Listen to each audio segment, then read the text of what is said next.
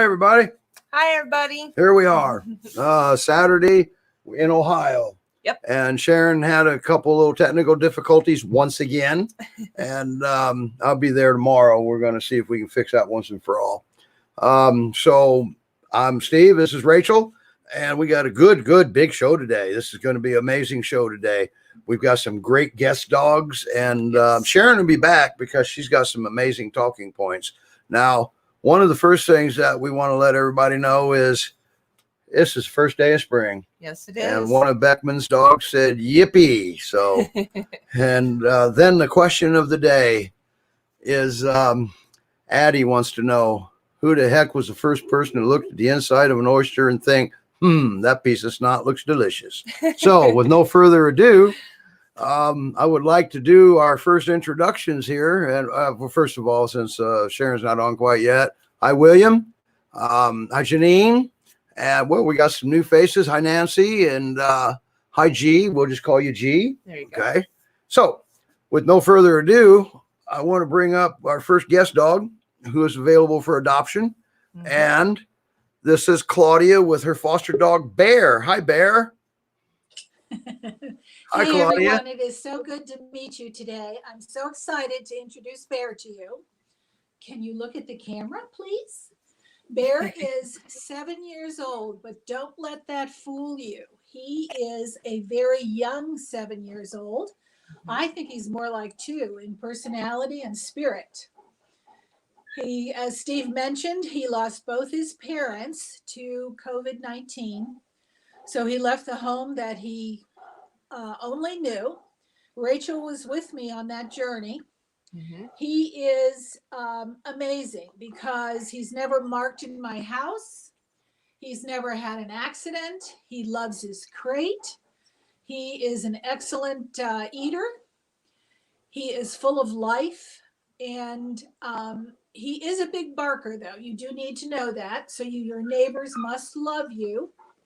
But he is a great working on right? that, and we are now at the point where when I am outside with him, he does not bark. But if I'm not outside with him, then he looks around and goes, oh, Miss Claudia isn't here. Let me go at it. So he wants to listen. He wants to please. He loves his, we're working also on riding in the car because he didn't like to do that. Now, oh, I'm sorry, you can't see him now. Come on, honey, can you get up? Come here. He will get in the car now. He's just a little bit nervous, but that's okay. We're working on that. Let's see. I don't have a way to test for cats, but he has a high prey drive. He even wants to chase the birds. So I'm going to say no to that. Okay. Probably a good assumption. Yeah, I think so too. He does come when he is called most of the time. Good. He walks on a leash, though I have to be honest with you, Bear is very strong. Mm-hmm. I don't feel comfortable taking him outside of my house because of his high prey drive, that I'm going to be able to control him. So that's why it's important for whoever adopts him to make sure that they have the ability to take him for walks and things. He does zoomies in the backyard with my girl Trico. But that's not enough exercise for him. And he does zoomies in the house. Can you stand up? Come on, sweetie. Come on. There you go. He wants to hide for a second. He's feeling shy, but that's okay. He's beautiful dog. How much do you have a weight? On his bio that he shouldn't be with children under 12. The reason I say that is when Bear first came here, you had to get his permission to pet him around his neck or his head. He didn't like it. We are at the point now between him and myself that I can even give him nudges on the top of his head, and he loves it. I love it. But you have to earn that. So yeah. Biff and Brenda and Oxley say hi to you, Claudia. I'm sorry, say it again. Biff and Brenda and Oxley, they say a special hello to you. Thank you very much. All right. How much does he weigh? What else did I want to tell you about him? I also said on his bio that he shouldn't be with male dogs. He had an extreme interest in Kevy, my only male dog here. Okay. But he has learned that I'm the pack leader and he doesn't need to be. So that's going very well. So I think if an adopter popped up who had a docile male, I would say yes to that, because Okay. he's doing very well with Kevin now. He's just learning how to become very, very comfortable. He had his first spa day, and he did turn into Cujo Bear. But again, it was because it was something he's never experienced before. And Uh-huh. April is wonderful. Got him through the experience, and now he's soft and cuddly and beautiful. All right. Do you have a weight on him? Do you know how much he weighs? Yes, I do have a weight on him. He is 88 pounds. He's not that big of a guy. Is he underweight still?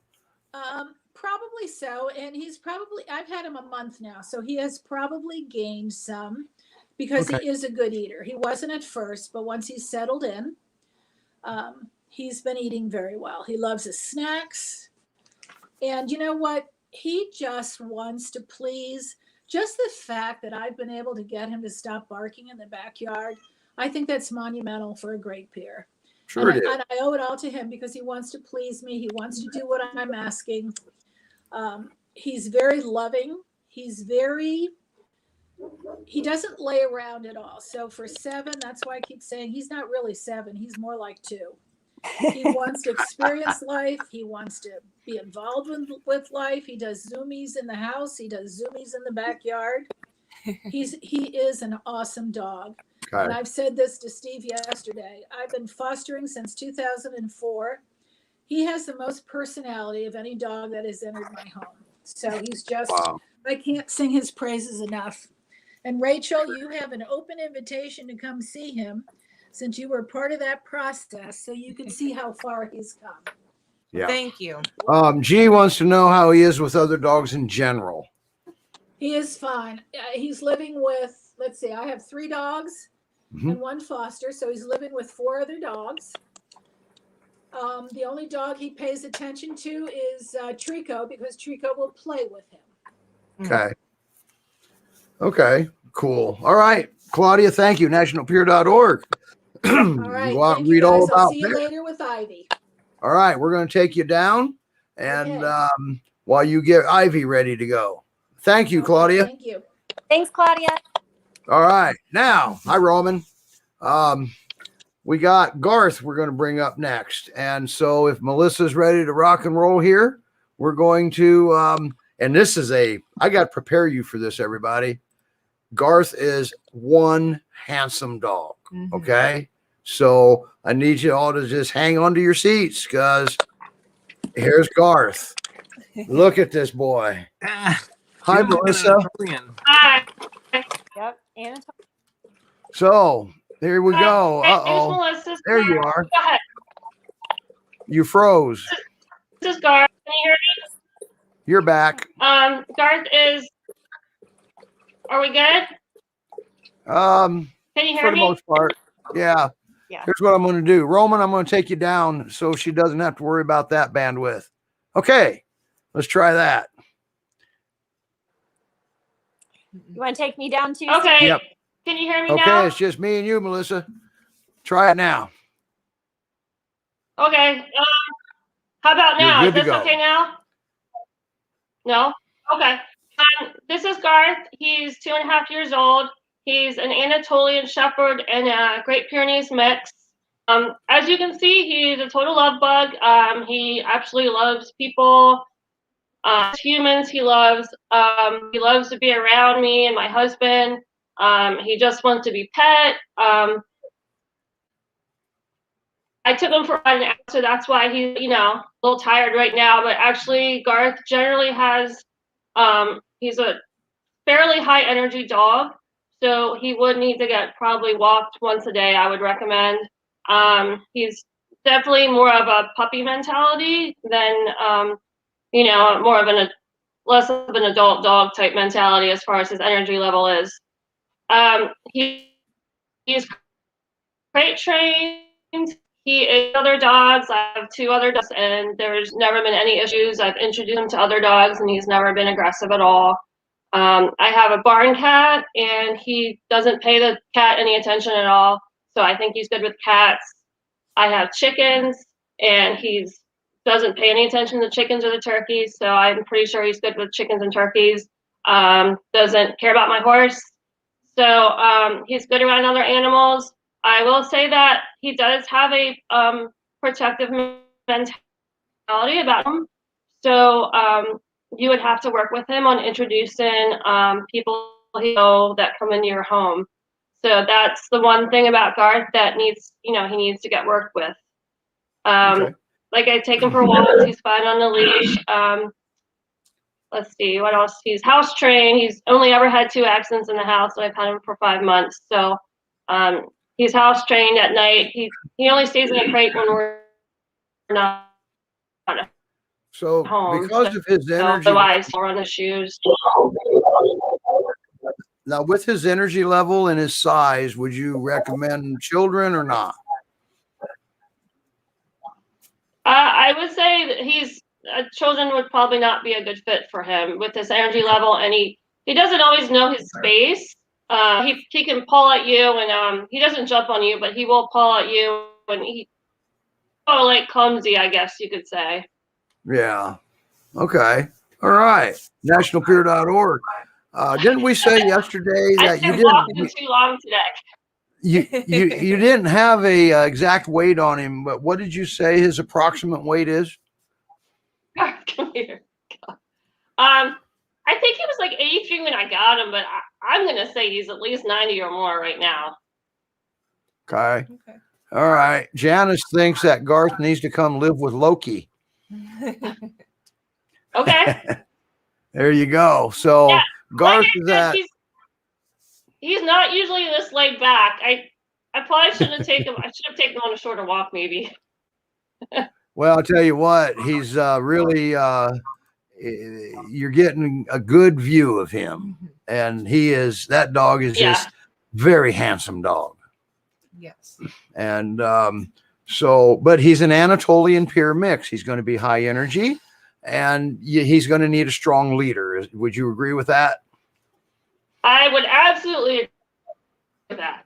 Okay. All right. So, well, strong mom and dad. We're the leaders. That's just a term. But anyway, Melissa, thank you so much. Nationalpyr.org. You can apply for Garth. Now, Melissa's going to be leaving town here, so he can also go to another foster. We typically don't do that, but he can go to another foster, or you can adopt him. All right. So there we go. Thank you, Melissa. You're more than welcome to watch the show from down there in the green room. But if I see him do something cute, you're coming back up. So be prepared. Okay. But if you have to go, good. you have to go. Thank you, Melissa, Okay. Thank you, Melissa. And we'll see you after a bit, Garth. All right. Now, here we go. He's so cute. Yes, he is. Now, I also see Claudia has Miss Ivy ready now. So let me look at the comments real quick. And Garth is the best, Amy. So here you go, Claudia. We're going to bring little Miss Ivy up. Look at her. Oh. Is she behind the couch? She's beside the couch. That's where. Okay, I'm going to change your name here to Bear and Ivy. Ivy is 68 pounds. She is a kind of a shy and fearful dog. I have had her 1.5 years, and quite honestly, she has made a lot of progress. Though when you have this type of dog, you count the small, wonderful things that happen. Ivy has an extreme fear of the daylight of outside. So this doggy bed that she's on by the couch and by the television is where she spends her day. She, at night, however, when she goes out and I let her go out at night, she roams the entire backyard. She runs out there with my female dog, Trico, and they play a little bit. But once the sun comes up, then we get a different side of Ivy. When I wake up in the morning, and this really makes me happy, she comes to my door and she does a happy dance. We can play bow with each other. She'll do circles. She'll wag her tail, but that is it for the day. Wow. It took me a long time to housebreak her, because of her fear of going outside, but she is housebroken now. And she knows I'm going to take her outside. She can do her little business and I will let her back in. I don't traumatize her at all. She does not need to be crated, but she has this little quirk. She will not drink water out of the water bowl in the kitchen or the big one I have outside. She will only drink water out of a bucket that's in her crate. So at 11 o'clock at night, I crate her so she will drink water. And then at 1 o'clock in the morning, I let her out. And so that's the only time that she's in a crate. I know that sounds probably really strange. So if anyone has any suggestions to help me with that, please PM me, because I would love it to get her to drink water elsewhere. I do hear her now, which is new, roaming the house at night because it's dark. And she collects dog bones and she'll sleep on other doggy beds. But once that sun comes up, where you see her now is where she is. You can pet her, you can brush her. She will take treats from your hand, and that took a while to work on. She loves car rides. She will go in the car. Will you take this from me, sweetie? Come on. Or do you know something's going on? Come on, show them that you'll take this. No. All right. I'm going to put this down here for you. She loves car rides. She will sit in the back seat and she will look around and see what's going on. She's a real sweetheart. I can't stress that enough. But someone would have to be willing to continue her on her journey. And this week I started walking her. She does walk on a leash. I started walking her to my mailbox outside and then immediately back in. Again, I don't want to stress her or traumatize her, but we're starting to do that as a next step. She's fine with other dogs. The only dog she interacts with here again is my Trico, because they will go outside together at night and they'll play. It's a wonderful thing to see. She would be fine with cats. She would be fine with children because she's not going to interact with them, especially during the day. But at night, it's almost like, she turns into a different dog. But, that's okay. It's whatever she needs to do. So. Well, that's easily explained, Claudia. She's part vampire. Well, that's what I was thinking, Steve. Hey, Claudia, I know. So I have Ava, and Ava yes, sisters, and Wendy. There's Wendy as well, and then Olive, the mom. And I know on Ava's Embark DNA, because all of the dogs were DNA'd, and they are all. She was full Pyr too, right? I can't hear you very well. I'm sorry. Oh, you can't hear me? She was full. She was 100% Pyr too, right? Yes, she was. And all right, I think her wolfiness score was high as well. Just something Embark does. And I always wondered if that's why they were braver at night, because Ava is much braver at night as well. She's not afraid of the day to the extent that, Ivy is, but she does interact a lot more with me at night than she does during the day. Yes, exactly. Ivy is very fearful of the day. So even my attempts to, when I'm outside reading the paper or doing yard work, I will bring her out with me, but she sits by the door and she just keeps her eyes on me the entire time. I don't leave her out there that long because she just really has a fear of it, and I feel sorry for her. Yeah. Roman, you have a comment. So, I want to clarify something because it happens often, and it's I welcome your comment. Thank you. It's being misinterpreted. I'm not saying that you're saying anything wrong. I'm just saying that generally it's being misinterpreted what dogs are going through that are very fearful throughout the day. So first of all, there's a genetic predisposition for dogs to be have a better vision at night than they have it during the day. One other part that can happen is dogs have, let's call it a hormonal imbalance that makes them be more fearful in general. But also, there could be also trauma involved. But I have the feeling your dog has an internal problem, let's say a genetic problem, where he's very sensitive throughout the day. Basically, light sensitivity could be one part. And because she doesn't see well at night, everything is scary because she literally doesn't see things happening. So she rather stays in the darkness than being outside in the light, and that's why she's likely at night being better and more more active than during the day. Now, we have a relationship thing that's going on, that she throughout the day she's feeling unsafe, so she's likely being more attached to the person. And these are kind of things that kind of create a false information. The dog wants to be with you, she would join you doing things, but she rather stays away from the light. Make sense? Yes, it does. So I have a couple of recommendations. So welcome to private message me or email me through my website, holisticdogtraining.org/contact. And I absolutely will do that. I recommend you to go through a herbal process unless you have a herbalist, a local, or a holistic veterinarian locally, and have a chat with them. So you can address those issues by doing what we call a body testing, where we're going through different questions and kind of narrow down the possibilities, which is an intuitive process to find out what the primary trigger is. It could be a combination of things, trauma / sensitivity / emotional thing that's going on.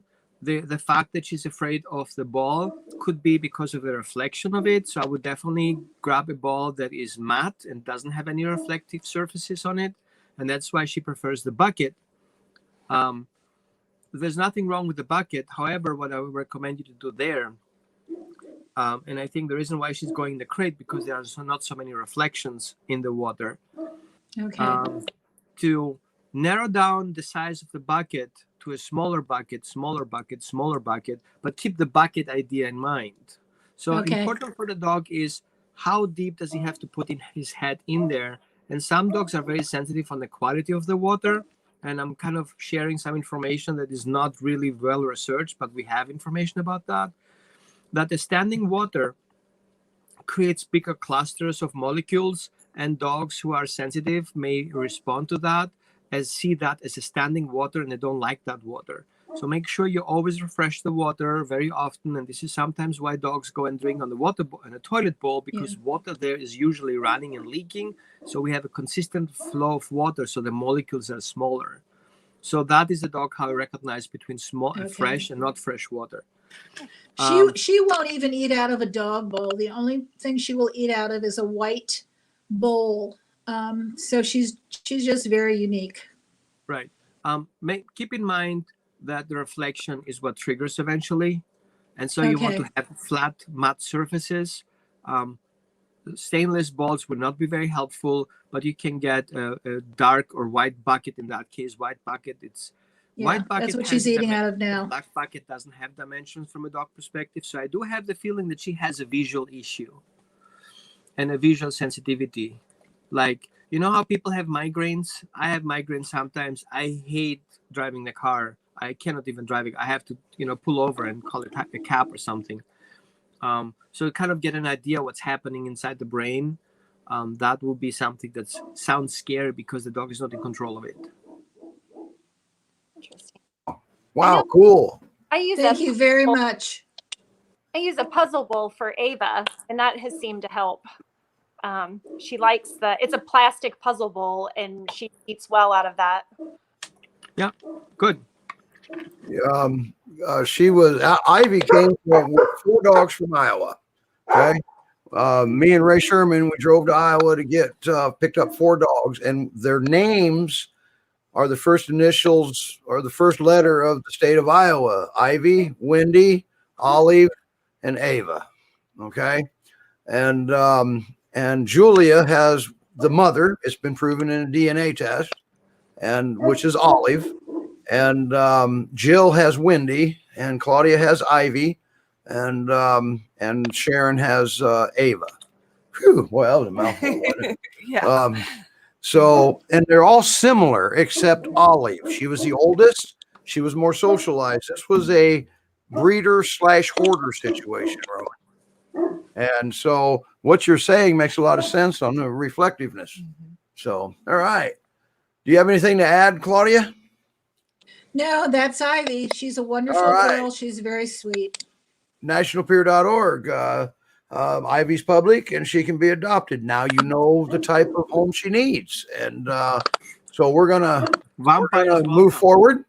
And thank you, Claudia, for coming. And thank you, Ivy. You're just being a perfect girl right there. Thank Okay? you for the And also, opportunity, too, Steve. my vampire theory, Roman. Remember vampires and mirrors, okay? Welcome to Adopt a Dog.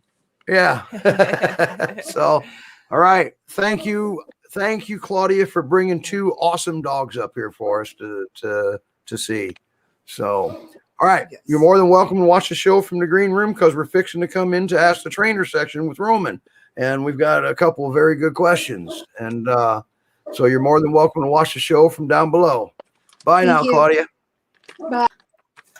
All right. Yeah, boy, tomorrow when I go to Sharon's house, we got to work on her laptop. She's had to come back on her phone again because her laptop didn't have any audio. So, okay, Roman, how's your day been going? Very intense. I did a Right. live video this morning about the life and with life with dogs and beyond the Rainbow Bridge. It's kind of like more a personal experience sharing. Was kind Right. of intense. So yeah, I'm kind of a little bit wind up from that. Okay. Well, our first question was sent to the message board at the NGPR Facebook page where we are right now. Okay. And the second question I actually answered for the person in the email, but if time allows, we will have your input on that one also. Okay.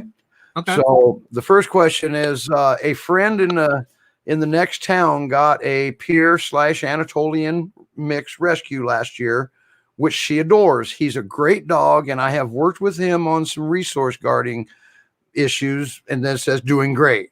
She's having a problem with a neighbor complaining about barking, so her vet recommended sedatives and a shock collar. She says, I have used both out of necessity with a foster pit bull Akita mix in the beginning of my foster of that dog, but I have my doubts about the outcome of this for a peer. Do you have any comments on this or other recommendations? Thank you so much in advance. How many times have we heard this one? First of all, my first comment is I would love that phone number and the address of that veterinarian because I would like you to educate himself a little bit about those suggestions. Veterinarians they do a great job at what they're supposed to be doing. Yeah. But I think some are not in awareness or miss that part of education that the veterinarian community and the humane community, the welfare community, the animal behavior community, the Association of Veterinary Animal Behaviorist community basically says no to any type of electronic or aversive dog training tools. I don't know which age this person is, but definitely he should get up to date with his own guild updates. Like get a little bit of more back to kind of like reading some news around his subject. So e-collars and shock collars and sedative to a dog who is a guarding breed is a problem. Now, trying to solve the problem of dogs barking, first of all, obviously the neighbor complains the dog is barking, meaning is the person is not at home, I guess. So we are dealing with separation anxiety. So my first response would be, hey, let's deal with separation anxiety at the first place and help the dog understand that person leaving the house doesn't mean he will never come back again. So I recognize many people have an understanding about separation anxiety, and they try to kind of work it off with keeping the dog occupied, desensitizing the dog, not recognizing that the dog has actually negative thinking patterns. Like if a person gets ready to leave, that dog goes into negative thoughts. She's gonna leave me behind. I'm gonna starve to death. And then anxiety kicks in. And anxiety is nothing else than different than depression. It goes into a spin. The dog will not be able to get out of there. It goes to such extreme situation that the bodies of the dog responds with near of death experience, means defecating, throwing up, salivation, and basically organ failure in worst case scenario. So we want to be very careful how we approach that, and not every separation anxiety, we kind of a general term. There are multiple facets of that, many different roots of how this anxiety can come up. But we have a great term, separation anxiety, because it always happens if a person or a person of interest leaves the premises. Now, we have to understand that the Pyrenees is a guardian breed. And if we zoom into that a little bit, what is he guarding? Something that is considered of a value. What is considered of a value?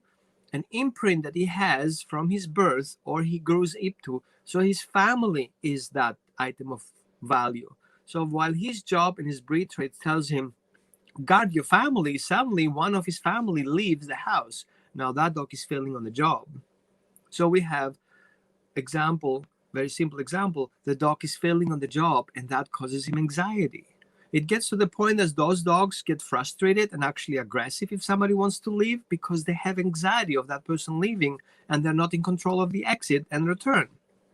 So my approach would be, first of all, identifying what type of separation anxiety we have, what's the history, behavior history around that. See if it's actually a behavior that actually being encouraged by the person, like making a drama of leaving, doing a specific process of leaving, like putting the dog in the crate and then leave the house, which is basically indicating what's going to happen next. Obviously you're leaving, right? And so the dog goes into these negative thinking patterns, and we have to change that. We have to have the dog feel in control what happened with the person. So instead of dog being afraid of you leaving, he's looking forward for your return, and he should be supposed to be compliant to what you gave him as a job description for the dog to return. Does it make sense? Yes, it does. You're muted, Sharon. I guess I'll unmute Sharon. Whoops, I just muted her. I don't know. We can't unmute Sharon. There we go. There. Yep, that worked. That worked. I am having major technical difficulties today. It's Aries. It's the first day of spring. Yeah. It Oh is. yeah, right. Yeah. Yeah. You remember what I put up when the show started, right? Okay, so that could be the problem right there. I was lucky this morning. I have this nice. We are in my healing center, or our healing center is a kind of a dog human / trauma healing center. So I woke up in the morning. I took I was in the bathrobe. We are in our property. Took my chihuahua out for a walk quickly, and I had the chance to, in between the trees, the sun, like imagine the trees like this, and the sun comes in between. For a moment, I closed my eyes and I was just taking in that sunshine. It would last for a couple of days now, I guess, and help myself charge through that light. So if you guys have dogs and kind of more into this more spiritual thing, blah, blah, or even if you are very religious, just go out there, let the first sunshine get you and loads you up a little bit. Vitamin D comes in for free, doesn't have to pay for it, totally pure, no synthetics, and then you charge yourself. Also, your dog will love it to have this moment of stillness at some point and let you and your dog tune in and synchronize with each other. Hey, let's take a deep breath here. Let's take in that morning sunlight and let's program our body to get over those dramas that happens the last couple of months, and let's charge for something stronger. So our audience can visualize it a little bit better. I added your state after your name. Roman's in Oregon. I'm everywhere. You have an internet, you have a Wi-Fi connection. You're I'm everywhere. in front of your screen. Yeah. Now, I just saw a possible question just pop up. I didn't catch that. No, I guess not. Oh, well. Anyway, Roman, I don't know what was just up there. Anyway, so, yes, that was, see, that's something with like on that question, people don't realize that it's not about the barking. No, it's not about You don't address the behavior, you address what causes the behavior. Well, Okay? and I say it kind of pure, and I know somebody get offended. It's not about you. It's Yeah. really about your dog here. That's right. well, And I think that was actually part of my question, because the FedEx guy, for whatever reason, was sitting in my driveway and then just standing in front of the house. So the dogs were going crazy, barking like crazy, because they are protecting me, which is their resource. That is correct. Their value. At least I get to be a valuable resource to someone. But dogs will bark when they go outside, even if you're home, because they're protecting their home, which is their item of value. So, I mean, I think that, I don't know, putting a bark You collar. want to see that again, Roman? Yeah, I missed it. Yeah.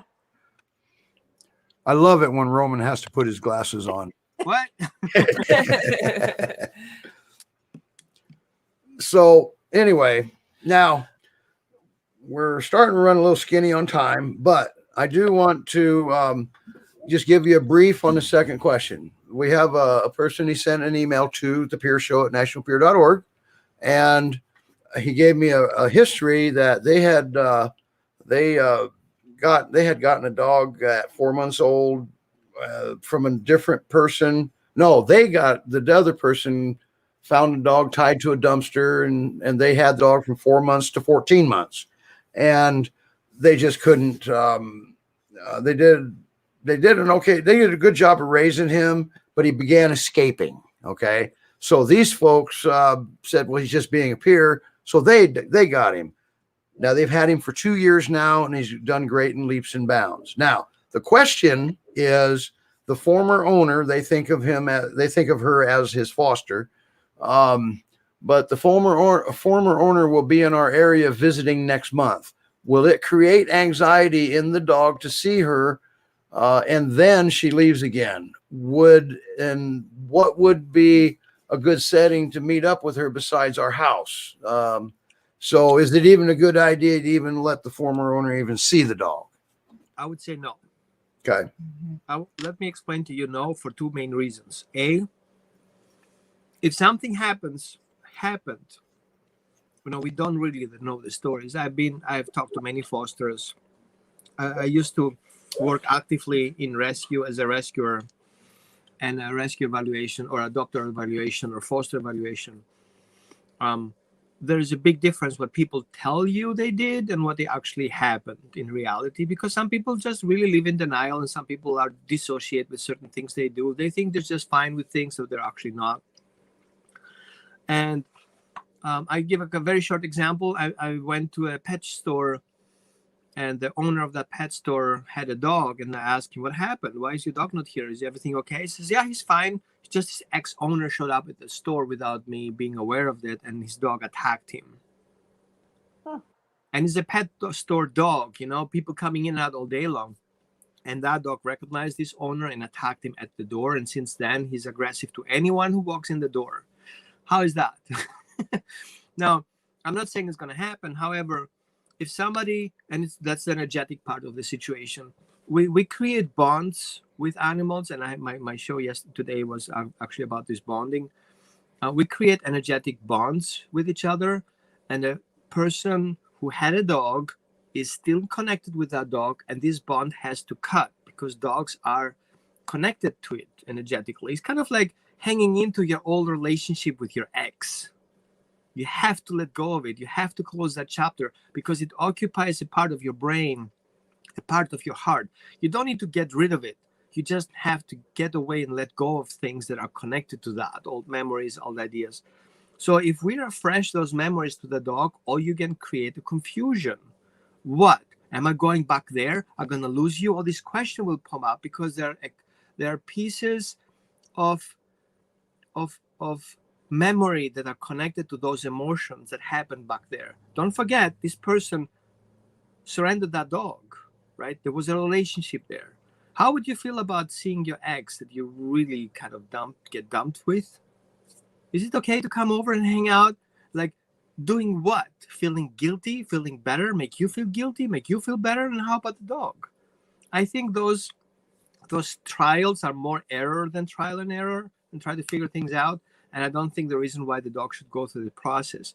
Now, speaking from my own personal trauma, having lost my mother to a divorce and, certain relationship statuses when I was 3, I tried to meet my mother when I was 4. It didn't end up well. Do I want to see my mother again? I tried when I was older. It didn't work out well. Once that is destroyed, it's not going to end up well. There's no positive outcome for that other than a person feels better about himself. And that's not what we're here for, right? But that's my input. Of course, Okay, everybody good. can do whatever they want. Good. My answer on the email was I didn't say yes or no. Don't let her see the dog. I said, since you're letting the person see the dog because of her, not the dog, do that somewhere away from the home if that's what you're going to do. That's basically how my answer was, which is similar to yours. It's interesting though, because I was in a position of having Sophie, who Steve knew and had a relationship with. And then she came down to Cincinnati, and then she came to my house. And the first time Steve came out here and saw her, she was so excited to see him and happy, just thrilled. And Rachel, she saw Rachel because they brought Chessa to me. So she saw them then.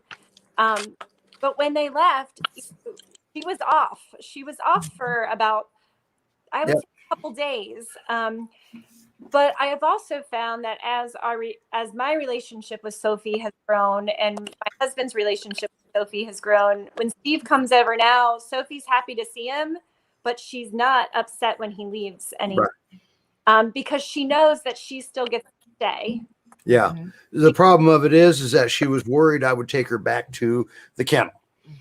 Right. And she did, but so as that's kind of, she's become more settled here, and she knows that because she saw him and she didn't leave, the next time she saw him, well, she didn't leave. So she was a little anxious at first when he left, but then she was fine. And then the next time he came, she's not anxious anymore at all when he leaves. It's just, this is somebody that comes and visits sometimes. And now she has her own buggy. Yeah, that's her own little car. They bought her a Kawasaki Mule. It's similar to a Gator. So the issue with the question that was asked is this is going to be kind of a one-time visit. So, I'm not sure there is any benefit to the dog. It's not worth having the dog going through this emotional. Dogs are emotional beings and individuals and sentient beings, just like a 5-year-old. Yep. Now, what would you tell their 5-year-old? Hey, you remember your mother that give you up for adoption? She's coming to see you and see how awesome you are, and then she's going to leave again. How do you feel about that? Yeah. Just that concept. Lindy responded, and he said, thanks. We will not expose him to the previous owner. Yeah. Okay. And that's the difference. Sorry. Thank you, Lindy, for commenting here. My point is, she's not a foster. She was never a foster. Even she found the dog, she was the person of relationship. So the dog's emotional contact, like his secure attachment, and that left. That's left, yeah. If we call it foster afterwards, it's not what the dog perceives. It's really about the dog here. And I think it's not a good point. And you can be about that. Says, you know what? I don't think it's a good idea because my dog is very sensitive about stuff. Your dog is very sensitive, your dog. And since this is in the past, you don't need to feel guilty about it. You did something that you honestly felt the best way for the dog. That's totally okay. So because that person actions out of guilt, and I don't think your dog should have to pay for it. And Lindy has obviously built a very good relationship with this dog for the last 2 years because this dog is thriving. Okay. We like that. There's a reason for that.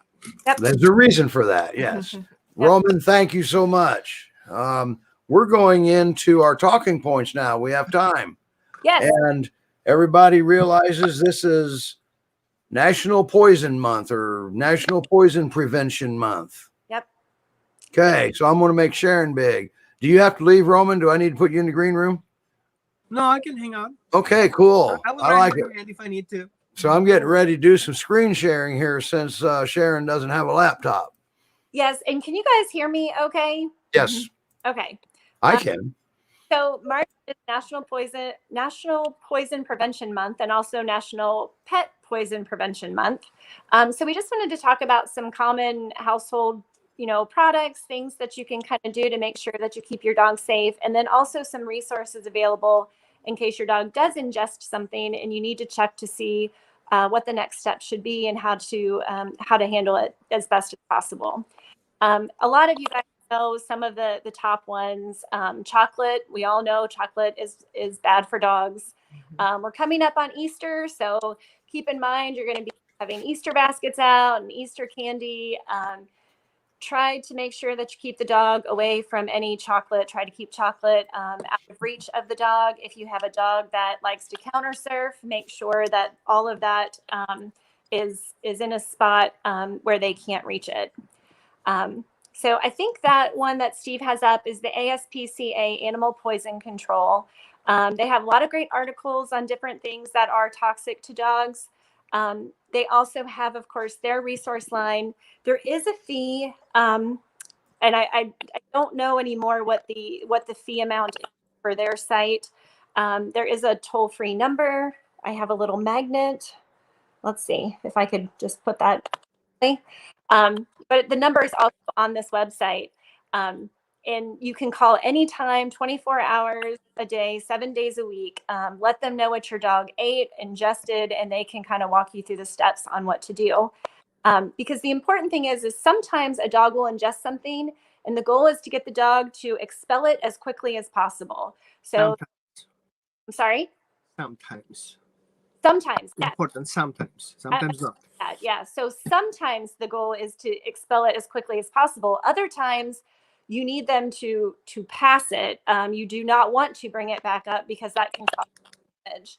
And that's why it's really important to not just automatically assume that inducing vomiting is the way to go when a dog ingested poison. You really want to make sure that you are either contact your vet if your vet's available and they can walk you through. But if it happens to be a weekend or an evening or the middle of the night and your vet isn't available, this resource is there to help walk you through those steps.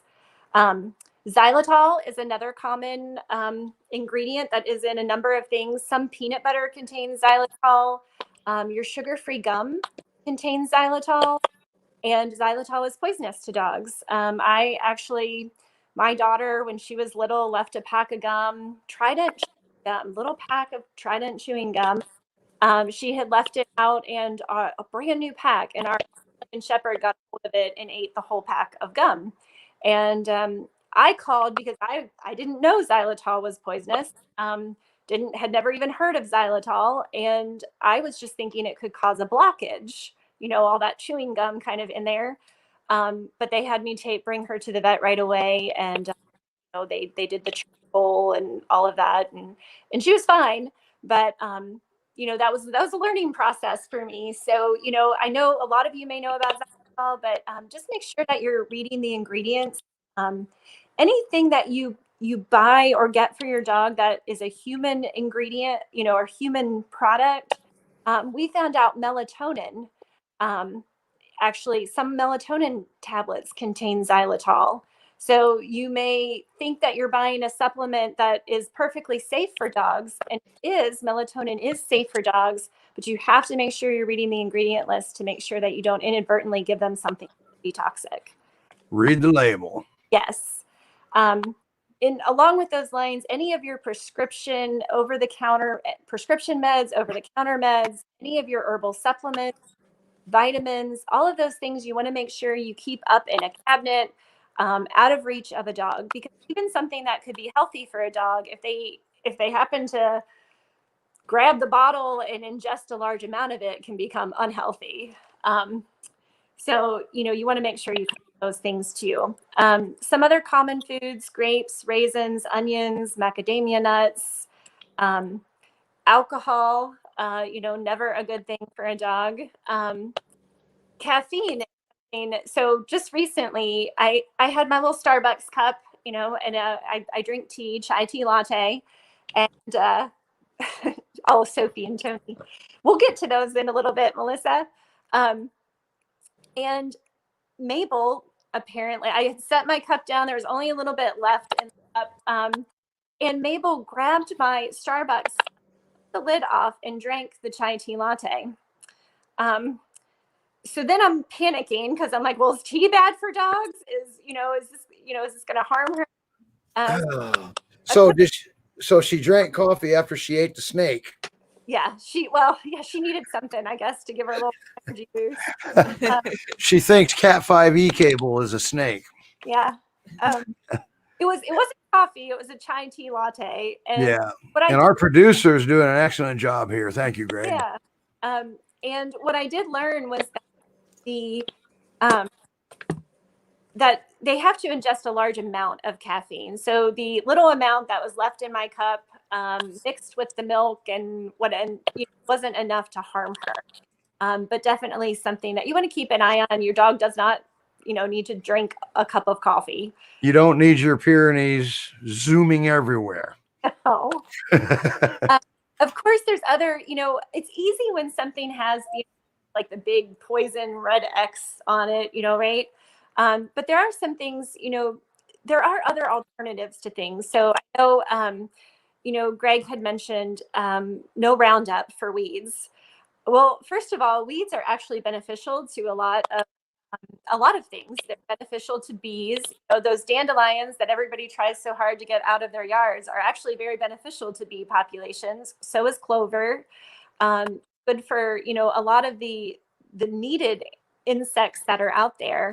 But if you really must kill the weeds, there are natural solutions that you can use to kind of help control those. We use vinegar water. Yeah, so vinegar water. You can use salt, vinegar, and I think it's vinegar and salt is a combination, right? But you can Google. It's easy with the internet. Google natural solutions to weed killer. There's all kinds of information out there. As far as like rodent killers, people have problems with mice and rats and other things. You can always get a cat. Peppermint spray. Peppermint In spray. RV, our first problem here are rodents.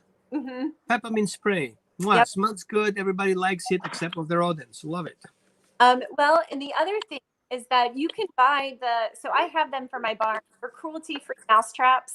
They're a little box and you put peanut butter at the end and the mouse runs in and it springs the trap when it runs in, pops the door closed, and there's air holes in it. So, you find it, go out, let the mouse out in the yard. Mouse about its business. So we use those here. They're not harmful to anyone or anything, and they're pretty inexpensive on Amazon. So, those are essential here on the farm. Yeah, I had to bring Garth back up. He wanted to hear what he's not supposed to eat in the backyard. As today, first day of spring, there's a lot of flowers out there blooming. So there are a number of flowers and that are bad for dogs. Thankfully, most of the time the dogs won't eat them, but just keep in mind that if your dog does eat a flower, make sure you know what the flower is and check to see if it's on that list. There's any for me to kind of list out for you. Some of the common spring ones are tulips, hyacinths, lily of the valley. Any lily actually is poisonous to dogs. I have one dog, Enzo. He loves to smell flowers. He will walk through and smell every flower that he passes. He is my stop and smell the roses dog. So, I just always have to be a little extra careful with him. Also seeds, different plants and seeds. You really want to make sure that you're keeping those seeds and grass seed put away. If you put grass seed down, keep your dogs off of it. The grass seed can actually go into, not toxic necessarily, but it can go into their paws. This is a very good question. Uh-huh. I think Roman's fixing to give us a very good answer. Yep, got it ready. Yep. So you start proactively buy a couple of bags of those things and start using them as dog treats. You don't need to feed the whole thing. You just break it apart in quarters. This is how it looks. They're pill pockets. Mm-hmm. Okay, I cut them in half so you can see the hole in it. It fits a pill in there. So then you have to be careful. Talk to your veterinarian what kind of dosage your dog should get as a pill pocket for charcoal. Different size of dog get different kind of amount. What you can do, actually, you can also open a pill pocket, empty whatever amount you need, and put it back in together. Or you have pocket pill fillers. So anyway, so what you do is you start treating your dog and do a specific procedure. I usually get the dog's attention. Here, come, sit, good job. Ready, 3, 2, 1, go get it. Now the dog goes into that ritual. Oh, we're having a training session. Yeah, right? Now he has no clue that I prepared this. Obviously, I don't make a big fuss of it. I have already prepared the pill in the pocket where I have the dog treats. So I don't have a different, obviously, medical cabinet. I have pocket pills already in the treat section, and I use those. And so my dog doesn't have a clue. He thinks we're dog training. Now, one thing I know is very smart dogs, they have a very good sense of smell. So if you touch the pill with your hand and then you touch that pill pocket with your hands, you're contaminating with a scent, like a skunk kind of thing, that you touch that pill with another pocket, and the dog knows the difference. So what you want to do is you want to be very clear. Hand gloves, touch the pill, put them in a pill pocket, take off the hand gloves, close it, and then offer the dog. Don't touch it with your bare hands. Now, one other thing that I do is I do the 3 treat trick. The first one is blank, right? Here, go get it. And the dog will take it, sniff it like, you're up to something. I know, I can see it in your eyes, right? And he's like sniffing, and he's like, maybe chew on it a little bit. And then it's nothing in there because it's blank. Then the next one is loaded. Ready? And then the next one is blank because he thinks it's still blank, but he gets into suspicious, but then the other blank comes in. So he swallows the second one to get the third one faster. And here you go. He's down the throat. Now, do not push your dog. Try to pry his mouth open, and don't come in with a predatory intention. You have to take that pill right now. And your dog is like, whoa, you're weird, right?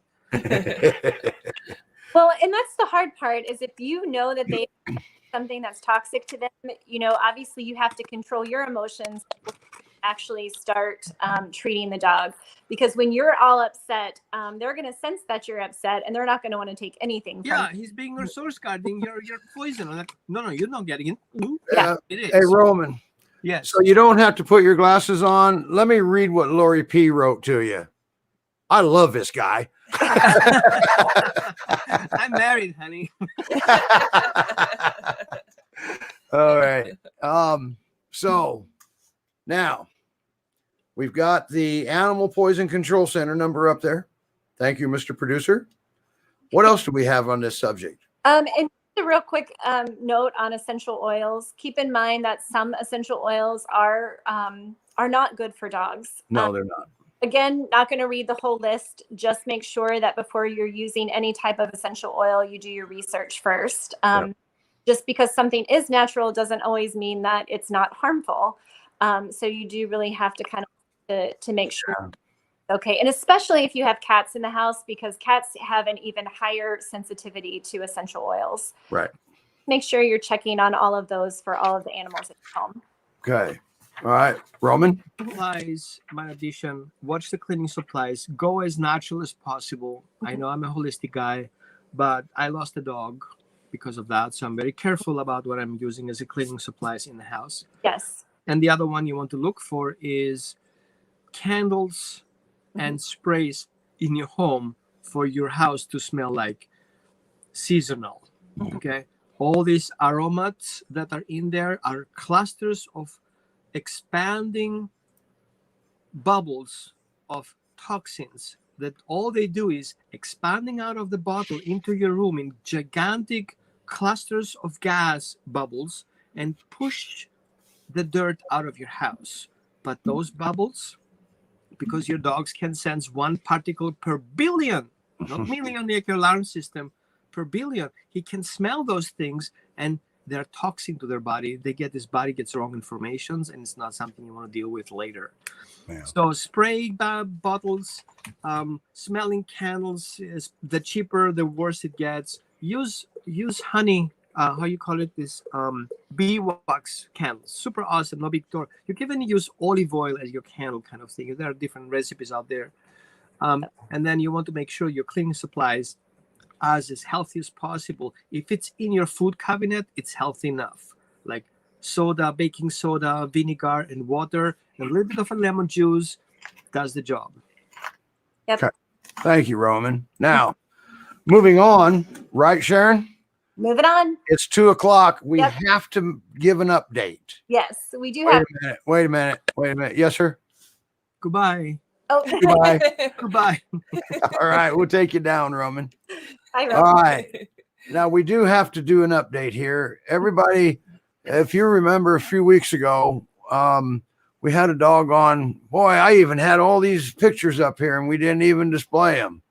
I'm Oh, Garth.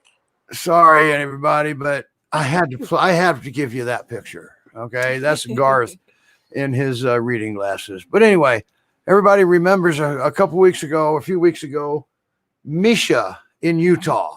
We got an update from Misha in Utah. Okay, Oh, and Rachel's gonna read it. she looks so happy. She does. So this is Misha, the terrified 2-year-old Pyr Akbosh mix. She's been in training for about a month now, and she's able to meet new people and interact with strangers. She's being fostered by Ashley in Utah, and she's taking outings in their little town to find new experiences and learn impulse control, and she's doing great with it. Ashley says she's come out of her shell and loves the kids and staff at the kennel and really loves her. She gets along great with all the dogs, male and female, big and little, and really loves two-leggeds.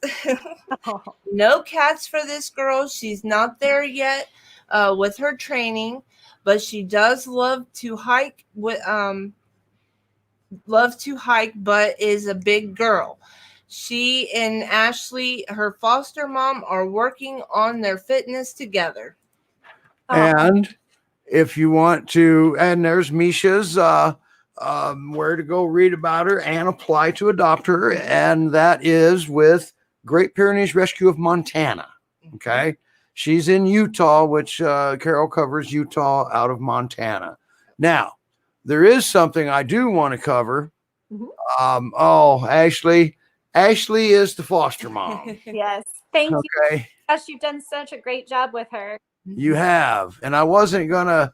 I mean, remember I told you, Ashley, if we had time, I had to make a little bit of time. We've got people. I mean, we're past 2 now, and then I promised Melissa she's gonna come out from Maryland and kick my butt. So she sent me a video that I forgot to play for you that shows how Garth plays. All right.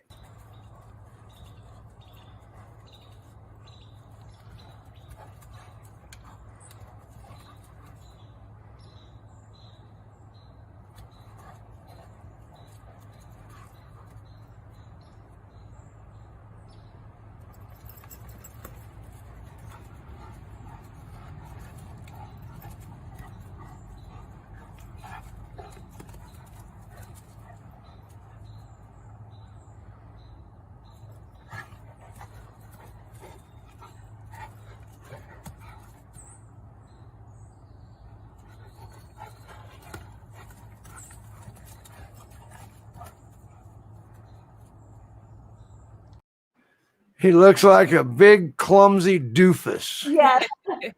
All right. Is that close, Melissa? Big, clumsy doofus? That is extremely accurate. That's correct. Yes. Yeah, he gets along great with our Pyrenees female that we have. They love each other. Love her. Yeah. Very cute. Cindy wants to thank us for Misha's update. Okay. And you're very welcome, Cindy. This is partly what we're here for, right? So, and thank you for watching our show. Ashley, you better love her. And I like this person's name. Music is magic. Oh, You're right. She is very adorable. All of look at Garth. He just doesn't get better than that. Except and Bear Ivy. yeah, the only way it gets better than Garth possibly could be with this boy, okay? And for Bear, how do you spell handsome? Obviously BEAR, okay? And but I don't know what to say. they're all just adorable dogs, but I'll never forget this Freedom Ride picture of Bear right there. So Adorable. but then when you go down to this, how do you turn away from that? You know? He's so cute. Yeah. So I love that. Whose glasses were those, Melissa? Those are my husband's. Okay. So now the it's out, and look at his eyes. Okay. This is Garth at nationalpyr.org. And That's what he does when I'm trying to work from home, like every day. yeah. Did he fall asleep on your foot standing up, really? His eyes close and he's completely content when he's just like laying on your arm like that. And then we have, then we have Ivy, Ivy is adorable too. So we got a bunch of good looking dogs and we're proud of it. Okay. Yep. And so there isn't, everybody is special in their own way. Yep. Okay. And they're for their all right, everybody. Melissa, thank you for joining us. Okay. Thank you. And our producer's done an amazing job today. Thank you so much, Greg. And Garth, thank you for joining us. And Claudia left, but thank you for joining us, Claudia, if you're still listening. And Melissa, we'll get him moved right on along into an awesome home, because that looks like that looks like a dog. He's ready to be adopted now. So nice work, by the way. And he loves people. Yeah. And once again, Addie says, yippee, it's spring. Okay, everybody, next week, same time, pretty much same states, Oregon, and Maryland may not be here tomorrow, but we're working on it. Everybody, we'll see you next week. Bye. Bye, everybody.